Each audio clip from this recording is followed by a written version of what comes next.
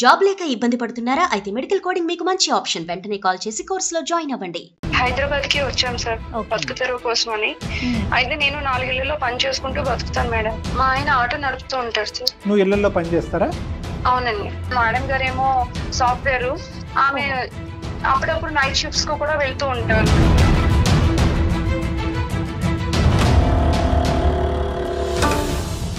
ఇక్కడ హాల్లోనా వేరే చోట ఎక్కడనా? అక్కడే సార్, హాల్లోనే. భోజనం అయిపోయింది సార్, తిన్నారు. సో ఏదైతే జరగకూడదో జరిగిందా అమ్మా? జరిగిపోయింది సార్. ఇతను వెళ్ళిపోతున్నట్టుగా నీకు తెలియదా? డబ్బులు ఇచ్చేసిన తర్వాత వాళ్ళు ఎంత అమౌంట్ ఇచ్చారమ్మా?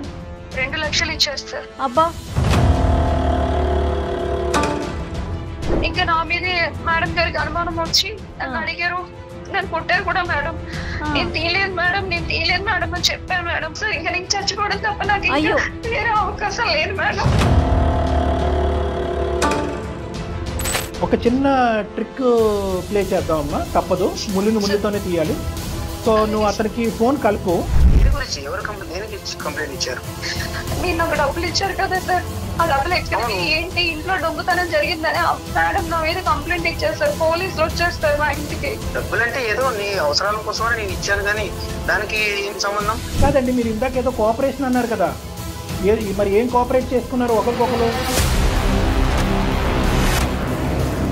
మీకు అవన్నీ ఏం అవసరం సార్? వాళ్ళు పని మనుషులండి. వాళ్ళ పని మనుషులు 100 రకాలు ఎన్నో చెప్తారండి. నేను ఒక ప్రొఫెషనల్, ఒక మంచి పేరు హోదాలో ఉన్నటువంటి వ్యక్తిని. మరి మీ ఇంటికి పని కోసం వచ్చిన పిల్లతో మీరు బిహేవ్ చేసేది అదేనండి? ఇంటి పని వంట పని కాకుండా ఒంటి పనికి వాడుకున్నారు మీరు. మరి శ్యామల, ఒక పని చెయ్యమ్మా, మీ మేడంకి ఒకసారి లైన్ కలుపు. సరే, ఓకే, ఫోన్ కలపం. ఎలా పరిష్కరిద్దాం చెప్పండి.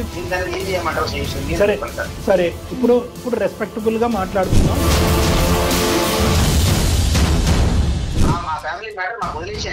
ఓకే ఓకే, అమ్మాయికి నేను న్యాయం చేస్తాను. చాలా నచ్చావు. ఇప్పుడు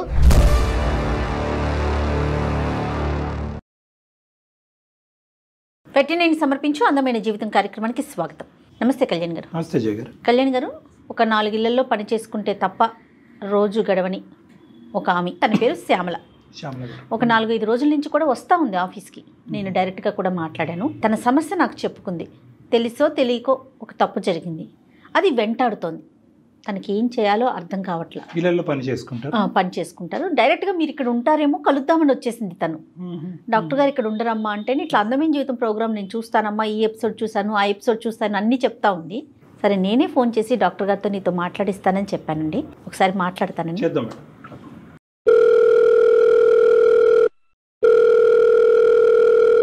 హలో హలో, నమస్తే అండి. శ్యామల గారమ్మ మాట్లాడేది? అవును మేడం. నమస్తే అమ్మా, నేను జయాని అందమైన జీవితం ప్రోగ్రామ్ నుంచి కాల్ చేస్తున్నాను. నమస్తే మేడం. నమస్తే అమ్మా.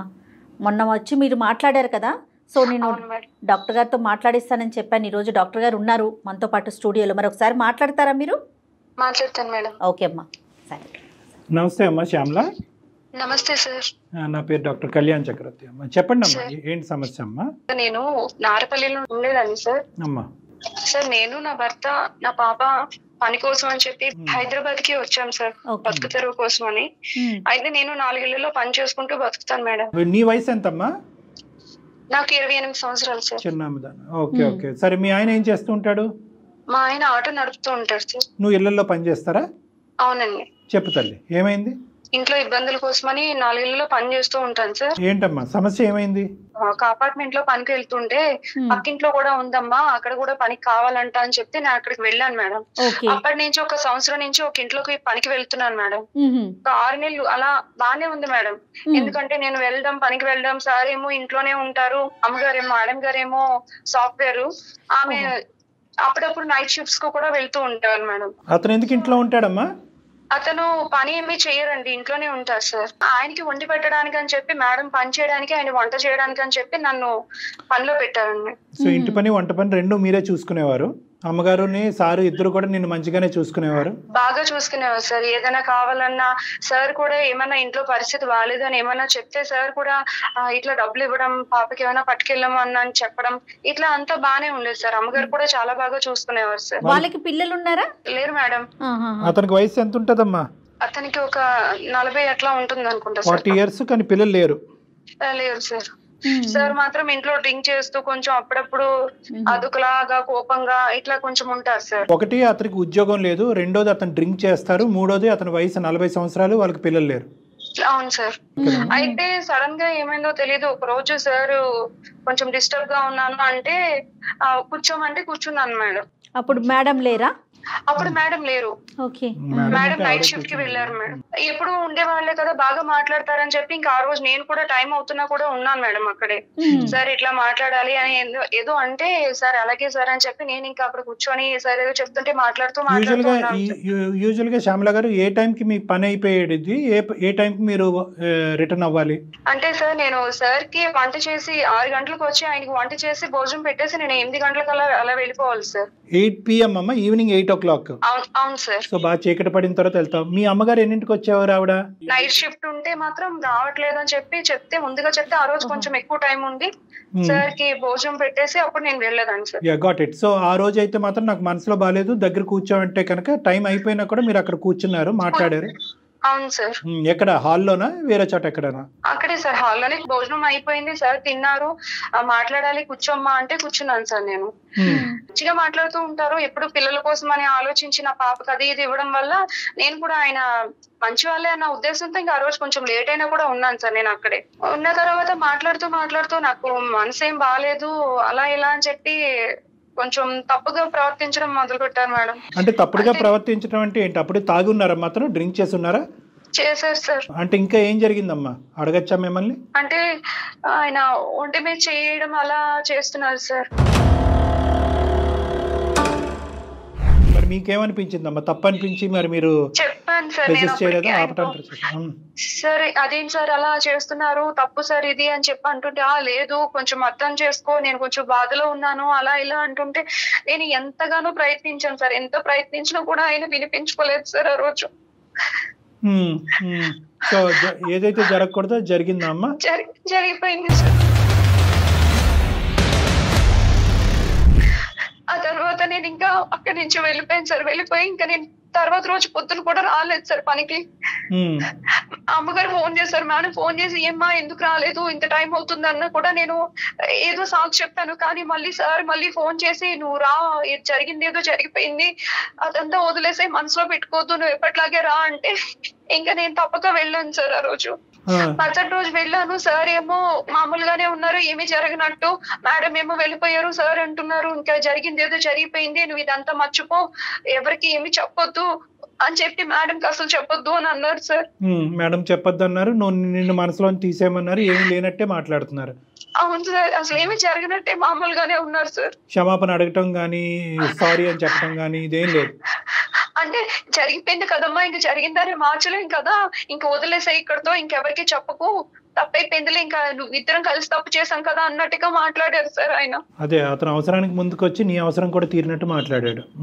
అవును సార్. సరే తర్వాత ఏమైందమ్మా? 1 month అయిన తర్వాత సార్ వెళ్ళిపోయారు. వెళ్లే ముందు నీకు ఇంత అమౌంట్ ఇస్తున్నాను, డబ్బులు ఇస్తున్నాను, నీకు ఖర్చులకు ఉంచుకొని పరిస్థితి బాగాలేదు కదా, నువ్వు ఈ విషయం ఇంకెవరికి చెప్పకు అని చెప్పి అన్ని డబ్బులు ఇచ్చారు సార్. ఏంటి శ్యామల, ఎక్కడికి వెళ్ళిపోయారు? అంటే మేడం ఆయన జాబ్ కోసం వెళ్ళిపోయారు ఏంటి అనేది నాకైతే చెప్పలేదు మేడం, కానీ ఆయన మాత్రం ఇంట్లో ఉండకుండా వెళ్ళిపోయారు. అంటే మీ మేడంకి ఆయనకి ఏమైనా మధ్య డిస్కషన్ కానీ అలాంటిది ఏమైనా విన్నారా మీరు? అవుతుంది మేడం, వాళ్ళు రోజు తిట్టుకోవడం ఇట్లా అరుచుకోవడం ఇలా జరుగుతుంది. అంటే సార్ ఏమో కోవిడ్ టైంలో ఏదో బిజినెస్ పెట్టి లాస్ అయిపోయారంట మేడం. ఓకే. అందుకని ఆయన ఇంట్లో ఉంటున్నారంట. దానికోసం వాళ్ళు ఎప్పుడూ మాట్లాడుకుంటూనే ఉంటారు, కానీ కొన్ని రోజుల నుంచి ఆయనకి ఆమెకి మధ్య గొడవ అన్నది కొంచెం పెద్దదిగా అయింది. మేడం గారు ఎప్పుడూ అరుస్తున్నారు, గట్టిగా అరుస్తున్నారు, నువ్వేం పని చేయట్లేదు, డబ్బులు ఎట్లా చేస్తున్నావు, అలా చేస్తున్నావు, ఇంట్లోనే ఉంటున్నావు అని మేడం అంటూ ఉన్నారు. ఇట్లా గొడవలు అవుతున్నాయి మేడం. కదమ్మా ఇప్పుడు ఇతను వెళ్ళిపోతున్నట్టుగా నీకు తెలియదా? డబ్బులు ఇచ్చేసిన తర్వాత వాళ్ళు వెళ్ళిపోయారు. 2 లక్షలు ఇచ్చారు సార్. అబ్బా, ఎట్లా ఇచ్చారమ్మా? అకౌంట్ లో వేసారా, మీకు చేతికి ఇచ్చారా? చేతికి ఇచ్చారు మేడం. ఎందుకని అడిగావమ్మా? అడిగాను సార్, ఎందుకు సార్ ఇంత డబ్బులు ఇస్తున్నారు అంటే లేదు నువ్వు ఇబ్బందుల్లో ఉన్నావు కదా అని చెప్పి అన్నారు సార్. నువ్వేమీ ఆశపడలే డబ్బుల గురించి? లేదు సార్. అతనే ఇచ్చారు. అంటే అంటే అసలు ఆవిడకి తెలియదు కదా డాక్టర్ గారు. ఓకే, ఈ సంఘటన జరగడానికి డబ్బులు ఇవ్వడానికి మధ్యలో గ్యాప్ ఎంత ఉంది? జరగడానికి మధ్య ఒక 1 month ఉంటుంది సార్. 1 month తర్వాత ఎందుకు ఇతను వెంటనే ఇవ్వలేకపోయాడు? ఇప్పుడు యూజువల్ గా ఏంటంటే ఇది కప్పిపుచ్చేసేయి, ఇది బయట ప్రపంచానికి తెలియకూడదు, లేదంటే నేను చేసిన తప్పుకి నేను డబ్బు ద్వారా తీరుస్తున్నాను నువ్వు అనుకోవద్దు అని చెప్పి కొద్ది గొప్ప పెడతారు. మరి 2 లక్షలు పెట్టాడు, కానీ 1 రోజుల వరకు గ్యాప్ ఎందుకు వచ్చింది? నాకేం తెలియదు సార్. 2 లక్షలు ఇచ్చి నువ్వు ఎవరికి చెప్పకు, మేడం గారికి కూడా చెప్పొద్దు అని చెప్పారు సార్. ఈ 1 month లో మళ్ళీ అతను నీ దగ్గర రావటం గానీ నీతో ఇంకో తప్పుడుగా ప్రవర్తించడం కానీ చేయలేదు. సో ఒక్కసారే జరిగింది. నువ్వు పని అయితే కంటిన్యూ అవుతున్నావు, అతను ఎందుకో తెలియదు నీకు చేతుల్లో డబ్బులు పెట్టి అక్కడి నుంచి మాయమయ్యాడు. మేడం అయితే మామూలుగానే ఉందండి, బానే ఉన్నారు మేడం. పని మానేస్తే డబ్బులు రావు కదా మేడం, అందుకని నేను పనికి వెళ్ళిపోతూనే అమ్మగారు డబ్బులు ఇస్తూ ఇలా బానే ఉన్నాం మేడం. అంటే మేడం కి తెలిసి ఇతను వెళ్ళిపోయాడా అనేది జయ గారి డౌట్. అది ఇది ఎవరికి తెలియదు కదా మూడో కంటికి? లేదు sir. Right, okay, carry on అమ్మా. తర్వాత ఏమైందమ్మా?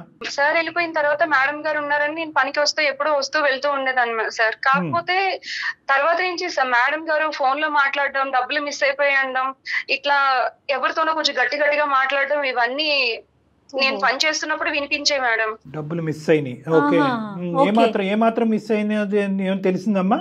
అంటే ఇంట్లో 6 లక్షల వరకు కనిపించట్లేదు అని చెప్పి మేడం గారు అంటూ ఉండేవారు సార్. నీకు ఇచ్చింది ఎంతమ్మా అతను? నాకు 2 లక్షలు ఇచ్చారు సార్. సో 2 + 4 టోటల్ 6 మిస్సింగ్ ఇంట్లో. అవును సార్. మరి అనుమానం ఎవరి మీద వచ్చింది ఆ మేడం గారికి?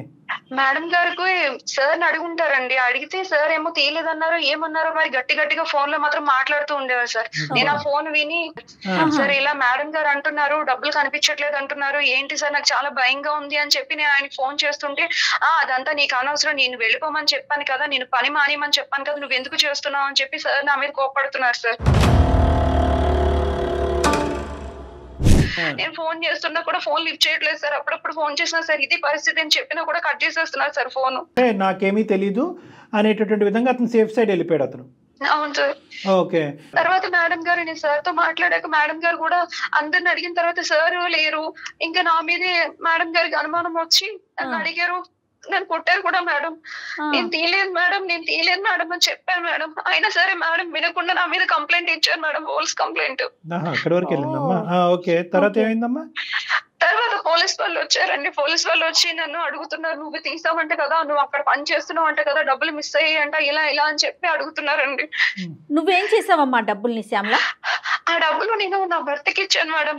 మా అమ్మ వాళ్ళు ఇచ్చారు అని చెప్పి నేను అతనికి డబ్బులు ఇచ్చాను మేడం. సో నీ డబ్బులు కూడా మీ హస్బెండ్ యొక్క బ్రతుకు తెరువు గురించి ఇచ్చావు. అతను ఆటో కొనుక్కున్నాడు, ఆటో నడుపుతున్నాడు. ఆటో ఉండేదండి ముందు, ఆటో అమ్మేసి తర్వాత కార్ తీసుకున్నారు సార్. క్యాబ్ నడుపుతారు కదా సార్, అలా కార్ తీసుకొని కార్ నడపడానికి. మీలాంటి కుటుంబానికి 2 లక్షలు అంటే చాలా ఎక్కువ. మరి మీ హస్బెండ్ కి ఆ డబ్బులు ఇచ్చినప్పుడు అతను ఆశ్చర్యపడలేదు? ఇదేంటి ఎప్పుడు లేదు? అడిగారు సార్, ఇంత డబ్బులు మనకి ఎక్కడవే, నీకెక్కడి నుంచి వచ్చాయి, నువ్వు పాచి పని చేసుకునేదాన్ని, నీకు ఇంత డబ్బులు ఎక్కడే అని అడిగారు సార్. మీ అమ్మ ఇచ్చిందని చెప్పు? అవును సార్, అమ్మ దగ్గర ఉన్నవి అమ్మాయి నాకు ఇచ్చింది, అమ్మ వాళ్ళు ఇచ్చారు అని చెప్తే ఇంకా ఆయన ఇంకేం అనలేదు సార్. అప్పుడు మీ అమ్మగారిని ఎంక్వైరీ చేయలేదు? ఏం అత్తమ్మ థ్యాంక్స్ 2 లక్షలు ఇచ్చారు, థ్యాంక్ యూ అని ఏదో ఒకటి చెప్తారు కదా యూజువల్ గా. ఎలాగ అతను రాగానే 2 lakhs తీసుకుని జోబులో పెట్టుకున్నాడు? ఇది మీ అమ్మగారు అప్పుడప్పుడు ఇలా ఇస్తూ ఉంటారా మీ కుటుంబానికి? అమ్మ దగ్గర చిట్టీలు వేసాను, డబ్బులు దాచాను అని చెప్పాను సార్. సో మీ భర్త అయితే మంచోడేనమ్మా? మంచివారే సార్. అతనికి అలవాట్లు ఏమీ లేదు, ఆటో కొనుక్కున్నాడు, అతను కార్. ఓకే, అదే హ్యాపీగా నడుపుకుంటున్నాడు. పోలీసులు ఎంక్వైరీలో ఏం తేలిందమ్మా? నిన్నే ఎంక్వైరీ చేశారా, మీ ఆయన కూడా ఎంక్వైరీ చేశారా? అప్పుడు ఇంటికి కూడా వచ్చారు సార్. ఇంటికి వచ్చి అడిగారు సార్, ఎక్కడి నుంచి వచ్చాయి, ఇదేంటి పోలీసు వస్తున్నారు మన ఇంటికి, నువ్వేమో మీ అమ్మగారు ఇచ్చారని చెప్పావు డబ్బులు, ఇప్పుడు ఇదేంటి అని చెప్పి అడిగారు సార్. కాదమ్మా, ఇప్పుడు ఫైనల్ గా పోలీసులు ఎటువంటి ఆలోచనతో బయటకు వెళ్ళారమ్మా? వాళ్ళని నువ్వు జస్టిఫై చేయగలిగావా, సాటిస్ఫై చేసావా? నువ్వు వాళ్ళకి చెప్పినటువంటి మాటని మీ భర్త నమ్మారా? పోలీసులకి అదే చెప్పాను, నా భర్త కూడా అదే నమ్మారు. పోలీసులు వాళ్ళు కూడా నమ్మేసి వెళ్ళిపోయారు సార్. మళ్ళీ వస్తా అన్నారా? అంటే ఎంక్వైరీ నడుస్తుందా? అంటే మళ్ళీ ఎంక్వైరీకి వస్తాము, వస్తే మాకేమైనా డౌట్ వస్తే మళ్ళీ వస్తామని చెప్పి వెళ్ళిపోయారు సార్. ఇంకా చిన్న మొత్తం కాదు మేడం. ప్లస్ ఏంటంటే ఇలా పోయిన సందర్భాల్లో ఏదో ఇప్పుడు ఈ అమ్మాయి ఎక్కడ చిట్టీలు వేసింది, అంత వేసింది, ఇవన్నీ వాళ్ళు ఎంక్వైరీ చేస్తారు. అంతే కదా, మరి డిపార్ట్మెంట్ పని డిపార్ట్మెంట్ చేయాలి కదా. మరి ఇప్పుడు ఏంటమ్మా మరి అతనికి ఫోన్ చేసావా నువ్వు? పోలీసులు వచ్చి వెళ్ళిన వెంటనే నేను మళ్ళీ సార్ కి ఫోన్ చేశానండి. సార్ కి ఫోన్ చేస్తే సార్ ఫోన్ లిఫ్ట్ చేసి, నీకు ఎన్నిసార్లు చెప్పాను నీకు ఫోన్ చేయొద్దని చెప్పాను కదా, నేను పని మానేమన్నాను, ఇదే మాట మాట్లాడుతున్నారు మేడం. నేను పోలీసులు వచ్చారండి మేడం గారు ఇలా నా మీద పోలీస్ కంప్లైంట్ ఇచ్చారని కూడా చెప్పాను సార్. చెప్పాను మేడం. నేను రికార్డ్ చేయవలసిందిరా అలాంటి మాటలు, ఇలాంటి వాళ్ళని పని మానేమంటున్నారు డాక్టర్ గారు అన్నట్లుగా రికార్డ్ చేయాలి. చేస్తే అసలు అటు తాట తీసుండేవాళ్ళం కదమ్మా. నువ్వు ఏమైనా చదువుకున్నావా? Intermediate discontinue sir. శుభ్రంగా ఏ ఉద్యోగం అయినా చేసుకుంటేది. సరేలే, మమ్మల్ని ఏ విధంగా హెల్ప్ చేయమంటావు? మరి పోలీసులు వచ్చే లోపు ఏదో ఒకటి జరగాలి, లేదంటే నీ మీద అరెస్ట్ వారెంట్ ఇష్యూ అవుతుంది, నువ్వు జైల్లోకి వెళ్ళే అవకాశం ఉంటుంది. ఇప్పుడు నీ సమస్య ఏంటి? నీ డైలమా ఏంటి? భయపడకు ఏడవద్దు, చెప్పమ్మా. ఇప్పుడు నా పరిస్థితి నాకు అర్థం కావట్లేదు సార్. నా భర్త చూస్తే నేను చేసిన తప్ప ఆయనకి చెప్పలేను. ఆ డబ్బులు ఎందుకు వచ్చాయని పోలీసులు, ఎక్కడి నుంచి వచ్చాయని పోలీసులు అడుగుతున్నారు. ఆ డబ్బుల కోసం మాట్లాడదామంటే సార్ ఏమో ఫోన్ లిఫ్ట్ చేయకుండా ఆయన ఫోన్ కట్ చేసేస్తున్నారు. ఎక్కడికో వెళ్ళిపోయారు, ఎక్కడికి వెళ్ళారో కూడా తెలియదు సార్. ఇప్పుడు నా పరిస్థితి ఏంటో నాకు అర్థం కావట్లేదు సార్. నేను ఒకరికి చెప్పుకునే పరిస్థితి కాదు సార్. నేను ముందు నువ్వు వెనకతలు గోయి, ఒప్పుకుంటే ఒక సమస్య, ఒప్పుకోకపోతే ఒక సమస్య. అవును సార్, ఇంకా నేను చచ్చిపోవడం తప్ప నాకు వేరే అవకాశం లేదు మేడం. ఒక డాక్టర్గా ఒక అనుభవం ఉన్న వ్యక్తిగా నేను చెప్పేది ఏంటంటే, ఆడపిల్లలు మీరు ఏ పని గురించి అయితే నువ్వు చదువుకున్నటువంటి అమ్మాయి ఒక ఇంట్లోకి వెళ్తున్నావు, అక్కడ ఏంటంటే ఒక తాగేటటువంటి వ్యక్తి, పని చేయనటువంటి వ్యక్తి, భార్యతో పిల్లలకు అన్నటువంటి వ్యక్తి ఉదయం నుంచి సాయంకాలం వరకు ఖాళీగా ఉన్నాడు. ఎప్పటికైనా కూడా ఆ వాతావరణం అనేటటువంటిది నీకు రిస్కీ అట్మాస్ఫియర్, సేఫ్ జోన్ కాదు కదా. అలాంటివన్నీ కూడా మరి రిస్కీ అట్మాస్ఫియర్ అని చెప్పి అలాంటి ఇంట్లోకి పని వాళ్ళే వెళ్ళరా అండి? డాక్టర్ గారు పని చేయటం తప్ప అంటే కనుక చీకటి పడ్డ తర్వాత కూడా నువ్వు అక్కడ పని చేస్తున్నానని చెప్పినప్పుడు, పోనీ నీ భర్త దగ్గర నుంచి నీకు ఎటువంటి సమస్యలు, హ్యాపీ కుటుంబం ఇది. అలాంటప్పుడు ఎంత జాగ్రత్తగా ఆలోచించి వ్యవహరించవలసిన తీరు. అతను ఒకసారి ఆ తప్పు చేశాడు, డబ్బులతో వదిలించుకున్నాడు, పారిపోయాడు. ఈరోజు మా దగ్గరికి ఎందుకు వచ్చావు అంటే కనుక, ఈరోజు దొంగ కేసు నీ మీద పెట్టి పోలీసులు నీ పేక మీద కత్తి పెట్టారు కాబట్టి ఈరోజు వచ్చి ఇక్కడ ఏడుస్తున్నావు. ఒక భయంకరమైనటువంటి శిక్షను అనుభవిస్తున్నారు మీరు. ఒప్పుకుంటే ఒక సమస్య, ఒప్పుకోకపోతే సమస్య. పోలీసులన్నా శిక్షిస్తారు, భర్త అన్నా శిక్షిస్తాడు, ఎక్కడో చోట ఒక శిక్ష పట్టడం తప్పదు. ఏది పెద్ద శిక్ష అని ఆలోచించే పరిస్థితిలో మీరు మా దగ్గరికి వచ్చారు. మానసిక వేదన కదా డాక్టర్ గారు. అవునమ్మా, ఈరోజు ఇది నీకు నాకు తెలుసమ్మా. ఈ అసలైనటువంటి సీక్రెట్ మేము పోయి మీ భర్తకు ఫోన్ చేసి, నీకు తెలీదా అయ్యా మీ ఆవిడ ఇంతటితో కాదు అంత కూడా చేసింది, డబ్బులు ఒకటే తీసుకుని నీకు ఇవ్వటం కాదు, అదేమి నీకు వచ్చినటువంటి ఫ్రీ గిఫ్ట్ కాదు, మీ ఆవిడ ఇది కూడా తప్పు చేసింది అని మేము చెప్పం. కానీ ఒకప్పుడు అది పోలీసులు వాళ్ళు వాకబు వాళ్ళు ఎంక్వైరీలో తేలితే నీ జీవితం ఏమవుతుంది? 2 లక్షలు ఎక్కడ, నీ జీవితం, నీ సంసార జీవితం ఎక్కడ, నీ పిల్లల భవిష్యత్తు ఏంటి? ఇవన్నీ ఆలోచించడం అమ్మా. బలహీనటువంటి క్షణం అంటారు. ఒక ఓనర్గా ఉండేటటువంటి వ్యక్తి అతను మనసు బాగాలేకపోవటం ఏంటి, అతను తాగి నీమే చెయ్యటం ఏంటి, తాగని నువ్వు అతను కోఆపరేట్ చేయటం ఏంటి? నువ్వు కూడా ఏదో తాగున్నావు అంటే కనుక ఇంకో విధంగా ఆలోచించవచ్చు. చక్కగా ప్రయాణం చేస్తూ సంసార జీవితం నడుపుతున్నటువంటి నీకేం ప్రాబ్లం చెప్పు. ఇది కూడా నేను ఎందుకు చెప్తున్నాను అంటే కనుక, చూసేటటువంటి ప్రేక్షకులలో ఇలాంటిది ఏమి ఉండదులే, ఫైనల్గా వచ్చేటటువంటి పరిణామాన్ని ఏదో తర్వాత చూసుకుందాం అని చెప్పి మన కర్తవ్యాన్ని, మన గమ్యాన్ని మర్చిపోయి తాత్కాలికంగా ఇలా డైవర్ట్ అవుతే కనుక జీవితాలు ఇలా నాశనం అవుతామని చెప్పడం గురించి నేను చిన్న సందేశం ఇస్తున్నాను. కానీ ఈరోజు మన ముందుండే సమస్య ఏంటంటే, ఆకాష్ గారు 2 లక్షలు ఇచ్చేసి గుట్టు చప్పుడు కాకుండా అతను ఏదో చేసుకుంటూ జీవితంలో హ్యాపీగా అతను ఉన్నాడు. అతని భార్యతో అతని జీవితం ఎలా ఉందన్నది మనకు అర్థమైంది. ఇప్పుడు నీ జీవితం నీ భర్తతో ఆగమ్య గోచరంగా మారిపోయే పరిస్థితి ఏర్పడింది. సో దీన్ని మేము లెక్క తేల్చాలి, అంతే కదమ్మా? ఏం చేద్దాం కళ్యాణ్ గారు? అతనికి ఫోన్ చేయాలి మేడం. అమ్మా శ్యామల, ఒక చిన్న ట్రిక్ ప్లే చేద్దాం అమ్మా, తప్పదు, ముళ్ళుతోనే తీయాలి. సో నువ్వు అతనికి ఫోన్ కలుపు, మేము మొత్తం ఈ కాన్వర్జేషన్ అంతా రికార్డ్ చేస్తాము. మేము బ్యాక్గ్రౌండ్లో ఉన్నట్టుగా ఏమాత్రం చెప్పొద్దు అతనికి, ఓకే?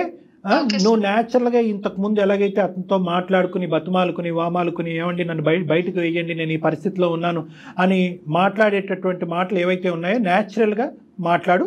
అతను ఏమంటాడు అనేది మనం రికార్డ్ చేద్దాం. ఒకప్పుడు అతను మెట్టు దిగి వస్తే సరే, లేనటువంటి పక్షంలో ఇది మనం ఎవిడెన్స్ కింద వాడుకుని అతన్ని శిక్షించవచ్చు. ఒకసారి కాల్ చేయమా.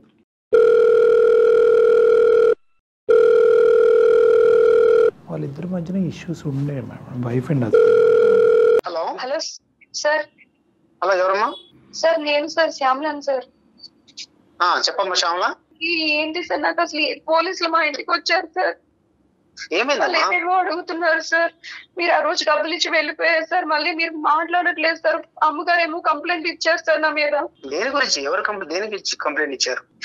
మీరు నాకు డబ్బులు ఇచ్చారు కదా సార్, ఆ డబ్బులు ఎక్కడికి ఏంటి ఇంట్లో దొంగతనం జరిగిందని మేడం నా మీద కంప్లైంట్ ఇచ్చేస్తారు, పోలీసులు వచ్చేస్తారు మా ఇంటికి. డబ్బులంటే ఏదో నీ అవసరాల కోసమని నేను ఇచ్చాను కానీ దానికి ఏం సంబంధం? అసలు పోలీసులు వచ్చి ఏదేవో అడుగుతున్నారు సార్, ఇవన్నీ డబ్బులు ఎక్కడి నుంచి వచ్చాయి, ఎందుకు వచ్చాయి, అసలు దొంగతనం చేసావా, ఇంకెంత చేసావు, ఇవన్నీ అడుగుతున్నారు. నా భర్త చూస్తే నన్ను నువ్వేమో చిట్టి వేస్తాను అంటున్నావు, వీళ్ళు ఇలా అంటున్నారని నా భర్త అంటున్నారు సార్. నాకు సంబంధం లేదమ్మా, ఏదో డబ్బులు నీ అవసరం కోసం ఇచ్చాను, నాకెందుకు ఫోన్ చేస్తున్నావు? ఫోన్ చేయదంటే ఎలా సార్? నా పరిస్థితి అర్థం చేసుకోండి సార్, నన్ను జైల్లో పెడతాను అంటున్నారు సార్. నా పరిస్థితి చూడండి సార్, నా చిన్న పాప ఉంది, నా భర్త, నా జీవితం నాశనం అయిపోయేలా ఉంది సార్. అవునమ్మా గమని నాకేం చెప్తున్నావు? నా మీద దొంగతనం మోపలేదు సార్, నేను అసలు డబ్బులు తీయలేదు కదా సార్, మీరు ఇచ్చారు సార్, మీరు చెప్పండి సార్, మీరు ఇచ్చారని చెప్పండి సార్, నన్ను జైల్లో పెడతాను అంటున్నారు సార్. నాకు ఆ విషయాలని చెప్పొద్దమ్మా, నేను చాలా బిజీలో ఉన్నాను, నేను ఇక్కడ వర్క్ లో. ఏంటమ్మా నన్ను సతాయిస్తావు? అప్పుడు ఏదో నీ అవసరం కోసం అనేది డబ్బులు ఇచ్చాను, ఇప్పుడు నేను అది జరిగిందని నా తప్పు అంటావేంటి?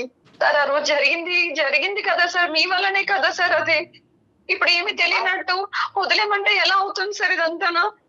నా వల్ల ఏం జరగలేదమ్మా, ఏదో చూసాను, ఆలోచించాను, నువ్వు కోఆపరేషన్ చేసేది జరిగింది అయిపోయింది అంతే. నన్ను ఎందుకు అడుగుతున్నావు? నేనే డిప్రెషన్ లో నేను బయటకు వచ్చాను, నా వర్క్ లో ఉన్నాను ఇక్కడ. సార్ అలా వదిలేస్తే ఎలా అవుతుంది సార్? నేను ఆ రోజే పని మానేసామని చెప్పాను కదా మా శ్యామల. తప్పు జరిగిందంటే నీ కోఆపరేషన్ అయితే తప్పు జరిగిందా? వాళ్ళు నాకు ఊకే ఫోన్ చేసి నన్ను సతాయిస్తాం ఎందుకు? ఆకాష్ గారు, మేము లైన్ లో ఉన్నాం. నా పేరు డాక్టర్ కళ్యాణ్ చక్రవర్తి అండి. మేము సుమన్ టీవీ అందమైన జీవితంలో నుంచి మాట్లాడుతున్నాం. మేము బ్యాక్గ్రౌండ్ లో ఉన్నామండి. ఆకాష్ గారు, నాతో పాటు జయ గారు కూడా ఉన్నారు. మా కార్యక్రమం గురించి మీకు తెలిసే ఉంటుంది. దయచేసి ఒక చిన్న విన్నపం, అర్ధాంతరంగా ఫోన్ మాత్రం కట్ చేయకండి. మీరెవరు సార్? మీరు లైన్లోకి వచ్చారు, మీరు ఎక్కడి నుంచి వచ్చారు? మీరెవరు?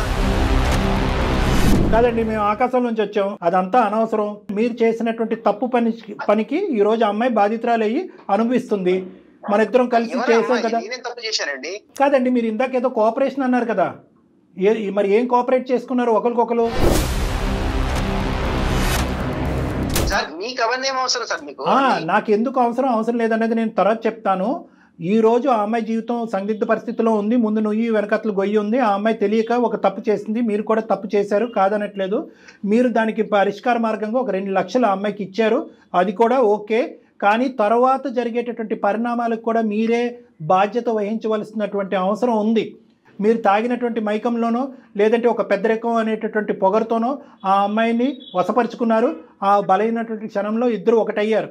మీరు 2 లక్షలు ఇచ్చి వెళ్ళిపోయారు. ఆ అమ్మాయి మీ దగ్గర నుంచి తీసుకున్నట్టుగా ఒప్పుకోమంటారా? మీ భార్య ఎదురుగుంటా వద్దా? అదొక్కటి చెప్పండి. వాళ్ళు పని మనుషులండి. వాళ్ళ పని మనుషులు 100 రకాలు ఎన్నో చెప్తారండి. నేను ఒక ప్రొఫెషనల్, ఒక మంచి పేరు హోదాలో ఉన్నటువంటి వ్యక్తిని, ఏమండి మంచి స్టేటస్ లో ఉంది సమాజంలో. మీరు దయచేసి సాఫ్ట్వేర్ హార్డ్వేర్ అని చెప్పి మీ పరువు తీయకండి, అర్థమైందా? ఎందుకంటే కనుక మీరు చేసినటువంటిది ఒక చాలా తప్పుడు పని. మీ భార్యని అక్కడ గొంతు కోసారు, ఇంకో ఆడపిల్లి యొక్క శీలాన్ని డబ్బులతో కొనేటటువంటి ప్రయత్నం చేశారు, చెప్పా పెట్టకుండా ఇక్కడి నుంచి పారిపోయారు. పైపెచ్చి ఏంటంటే ఈ రోజు పోలీసు ఎవరు ఉద్యోగం వాళ్ళకి రెస్పెక్ట్ అండి, ఎవరు పని వాళ్ళండి. మనం చేసే పనిని బట్టి మనకి రెస్పెక్ట్ కాదండి, మన వ్యక్తిత్వాన్ని బట్టి ఉంటుంది. అసలు ఏం మాట్లాడుతున్నారండి? మేము మీకు మర్యాద ఇస్తున్నాం కాబట్టి మీరు కూడా మర్యాద ఇచ్చి మాట్లాడండి. మీరు మానవత్వానికి మర్యాద ఇవ్వండి. మీరు చేసినటువంటి తప్పుని కప్పిపుచ్చేటటువంటి ప్రయత్నం మాట్లాడతాను సార్.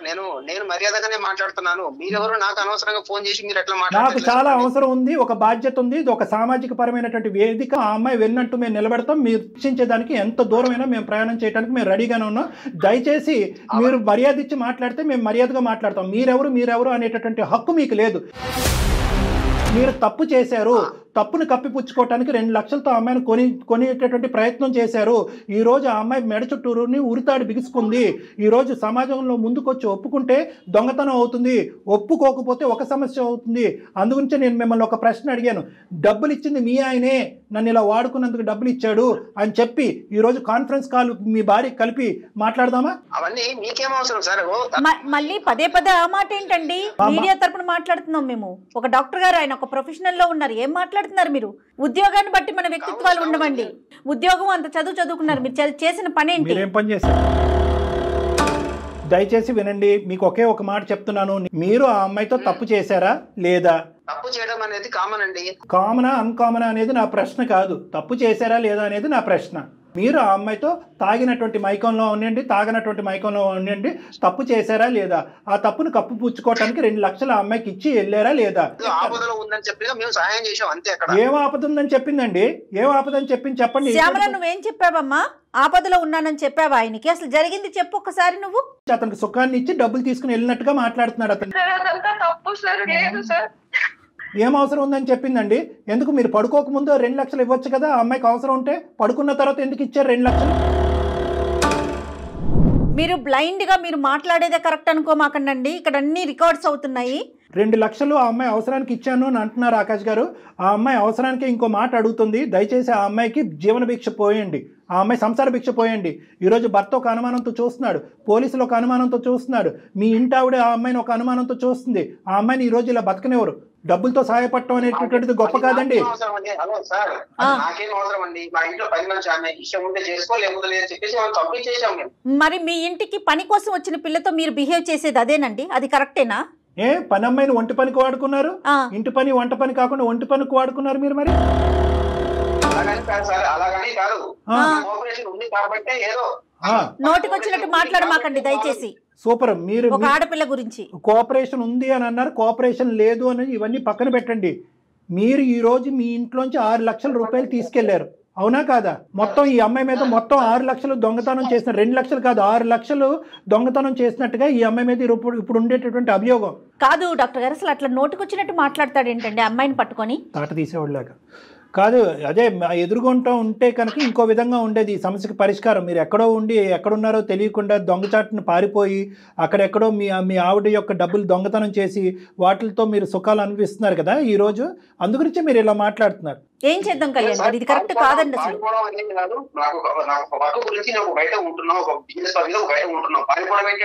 సరే సరే ఓకే ఓకే, మీరు ఉద్యోగాలు చేసుకుంటున్నారు, చాలా గౌరవప్రదం, అంతవరకు ఓకే. ఫోన్ కలుపుదామా మీ భార్యతో? అసలైనటువంటి నిజాలు ఆవిడకి కూడా తెలియాలిగా. శ్యామల ఒక పని చెయ్యమ్మా, మీ మేడంకి ఒకసారి లైన్ కలుపు, డాక్టర్ గారు మాట్లాడతారు.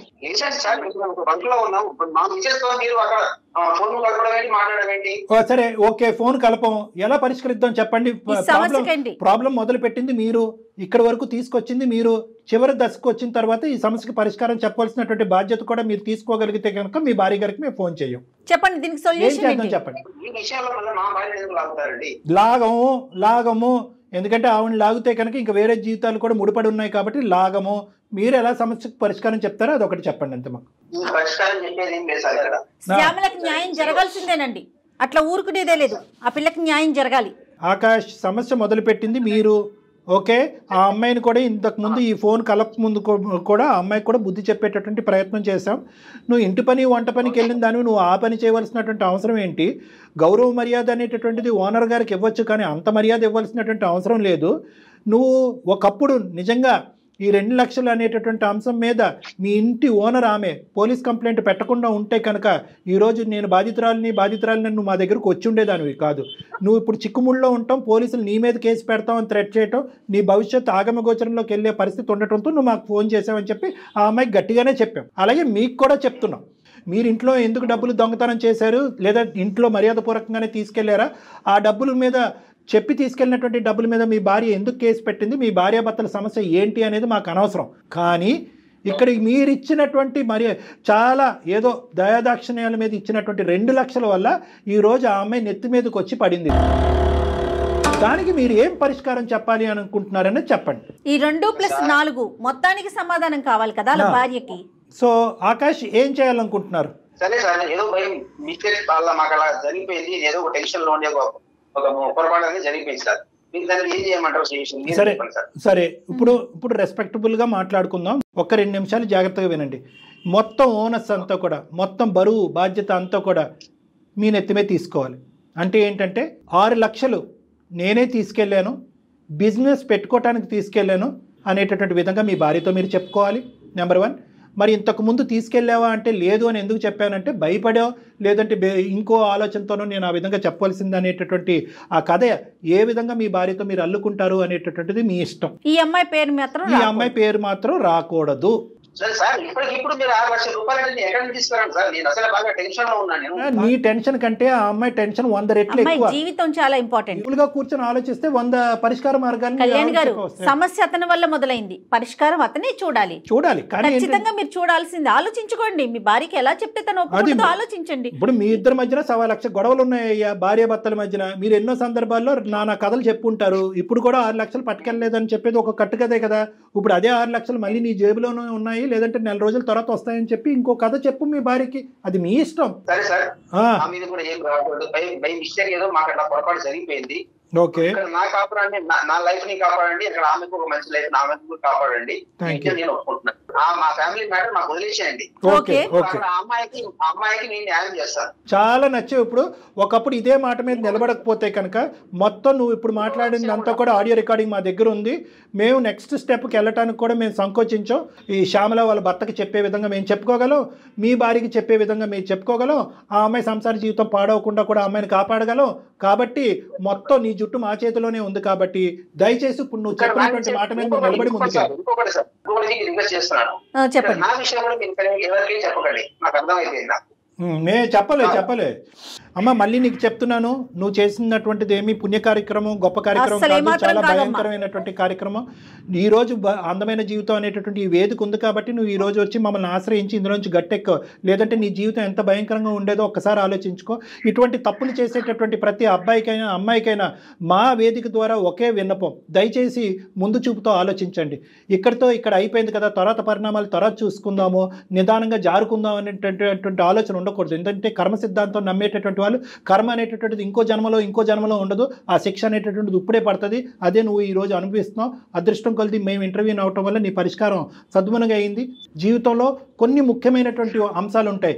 అవి ఏంటంటే కుటుంబం, ఉద్యోగం, పిల్లల యొక్క భవిష్యత్తు, ఇలాంటి అంశాలన్నీ కూడా ఒకే ఒక తప్పుతో అన్ని గాలికి ఆవిరైపోయేటటువంటి అవకాశం ఉంటుంది. నీది కూడా అదే పరిస్థితి. అర్థమైందమ్మా?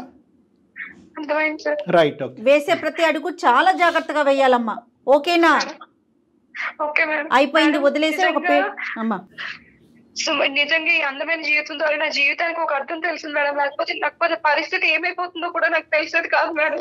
Right madam. ఓకేనమ్మా. ఇంకా అక్కడ ఆవిడకి ఎప్పుడైతే అప్పుడు ఆవిడకి డబ్బులు అందుతాయో, లేదంటే వీళ్ళిద్దరు భార్యాభర్తలు మాట్లాడుకుంటారో, ఆవిడ ఖచ్చితంగా కేసు వాపస్ తీసుకుంటుంది. లేదంటే ఒకప్పుడు అవసరమైతే కనుక మేము కూడా ఇంటర్వ్యూ అవుతాం, ఆవిడతో కూడా చెప్తాము. దయచేసి మీరు చూసుకోండి, ఆ అమ్మాయి ఎవరినో ఇరికించే ప్రయత్నం చేస్తున్నారంటే ఆ అమ్మాయిని ఇరికించొద్దని చెప్పి మీ ఓనర్ అమ్మకు కూడా మేము చెప్పుకునే ప్రయత్నం చేస్తాం అమ్మా. ఓకేనా? రైట్. ఆవిడ కేసు